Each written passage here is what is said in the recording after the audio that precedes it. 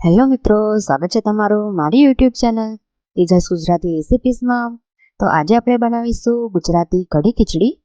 મિત્રો, કઢી ખીચડી લગભગ બધાની જ ફેવરિટ હોય છે। આ કઢી ખીચડી બધાના ઘરમાં બનતી જ હોય છે, પરંતુ આજે આપણે એકદમ નવી જ રીતથી એકદમ ટેસ્ટી કઢી ખીચડી બનાવીશું। તો રેસિપી શરૂ કરતા પહેલા હજી સુધી તમે મારી ચેનલને સબસ્ક્રાઇબ ન કરી હોય તો જલ્દીથી કરી લો, જેથી મારા દરેક નવા વિડીયોની નોટિફિકેશન તમને મળતી રહે। તો ચાલો સૌથી પહેલા આપણે ખીચડી બનાવી લઈશું। તે માટે આપણે કુકર લઈશું, તેમાં 2 ચમચી તેલ રેડીશું।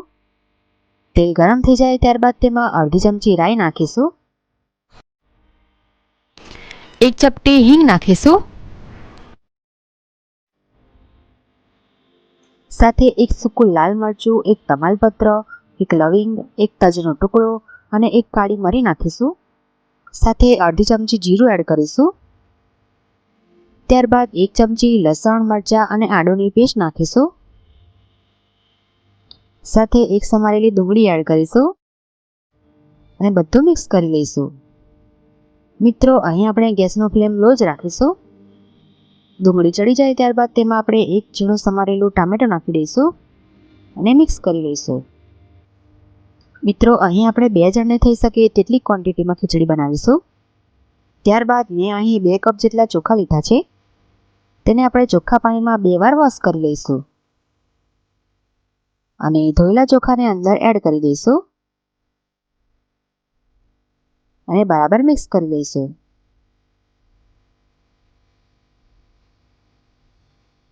હવે આપણે બધા મસાલા એડ કરીશું। તેમાં સ્વાદ અનુસાર મીઠું નાખીશું, અડધી ચમચી હળદર નાખીશું, 1 ચમચી ધાણા જીરુંનો મસાલો, અડધી ચમચી કશ્મીરી મરચું પાવડર, અડધી ચમચી તીખા મરચાંનો પાવડર, સાથે 1 ચમચી એવરેસ્ટનો જે ગરમ મસાલો આવે છે તે નાખીશું, સાથે અડધી ચમચી મેગી મસાલો નાખીશું। મિત્રો, આ મેગી મસાલો નાખવાથી આપણી ખીચડીનો ટેસ્ટ ખૂબ જ ચટપટો લાગશે, તો તમે તેને જરૂરથી એડ કરજો। હવે બધું સરસ મિક્સ કરી લઈશું અને તેમાં 2 ગ્લાસ જેટલું પાણી એડ કરી દઈશું અને બરાબર મિક્સ કરી લઈશું। હવે આપણે ગેસનો ફ્લેમ હાઈ કરી દઈશું અને કુકરનું ઢાંકણ બંધ કરીને 5 વિસલ વાગે ત્યાં સુધી ખીચડીને ચડવા દઈશું। તો આપણી પહેલી વિસલ વાગી ગઈ છે। તો આ રીતે આપણી ટોટલ 5 વિસલ વાગી ગઈ છે। હવે ગેસનો ફ્લેમ બંધ કરી દઈશું અને 5 મિનિટ સુધી કુકરની બધી હવા નીકળી જાય ત્યાં સુધી કુકરને ઠંડુ થવા દઈશું। તો 5 મિનિટ પછી આપણે કુકર ખોલીશું તો તમે જોઈ શકો છો આપણી ખીચડી એકદમ સરસ બની છે। હવે આપણે તેને સર્વ કરી લઈશું।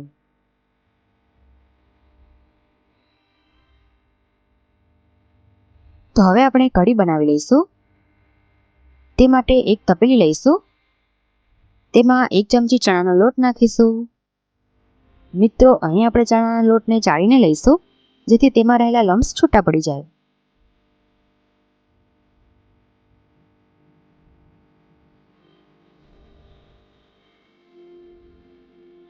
ત્યારબાદ સ્વાદ અનુસાર મીઠું નાખીશું, સાથે અડધી ચમચી ધાણા જીરુંનો મસાલો નાખીશું,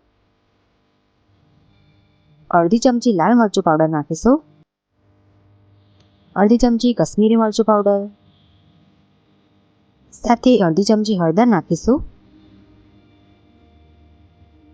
ત્યારબાદ જે તૈયાર પાઉચમાં છાશ આવે છે તે અંદર એડ કરી દઈશું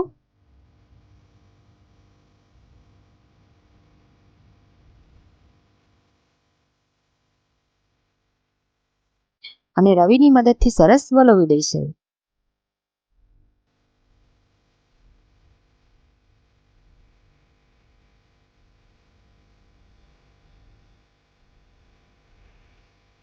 હવે આપણે કઢીનો વઘાર કરીશું। તે માટે એક નોનસ્ટિક પેન લઈશું, તેમાં 2 ચમચી તેલ રેડીશું।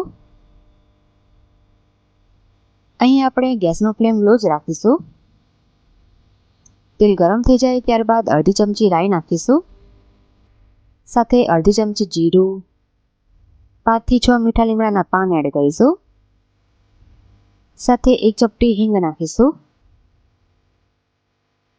અને 1 ચમચી આદુ, મરચાં અને લસણની પેસ્ટ નાખીશું. અને હવે આપણે ગેસનો ફ્લેમ હાઈ કરી દઈશું અને જે આપણે મિક્સચર તૈયાર કર્યું હતું તે અંદર એડ કરી દઈશું.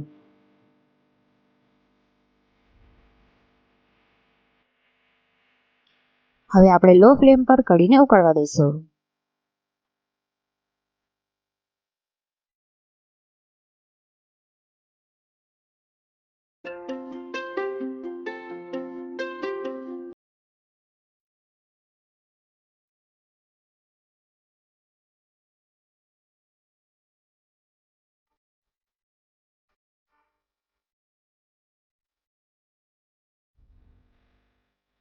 કઢી સહેજ ઉકળે ત્યારબાદ આપણે તેમાં ઝીણા સમારેલા ધાણા એડ કરી દઈશું અને કઢીને બરાબર મિક્સ કરી લઈશું. મિત્રો, જો તમને મીઠી કઢી ભાવતી હોય તો તમે અહીં થોડી ખાંડ એડ કરી શકો છો. અને 2 મિનિટ સુધી આપણે કઢીને ઉકળવા દઈશું. 2 મિનિટ પછી આપણી કઢી એકદમ રેડી થઈ ગઈ છે. હવે આપણે કઢીને સર્વ કરી લઈશું. તો મિત્રો, આપણી કઢી અને ખીચડી બંને રેડી થઈ ગઈ છે.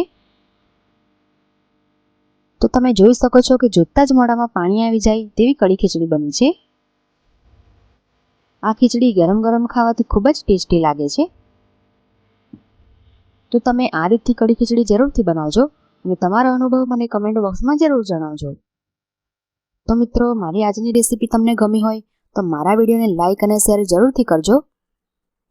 તો ફરી મળીશું એક નવી રેસીપી સાથે. ત્યાં સુધી થેન્ક્સ ફોર વોચિંગ.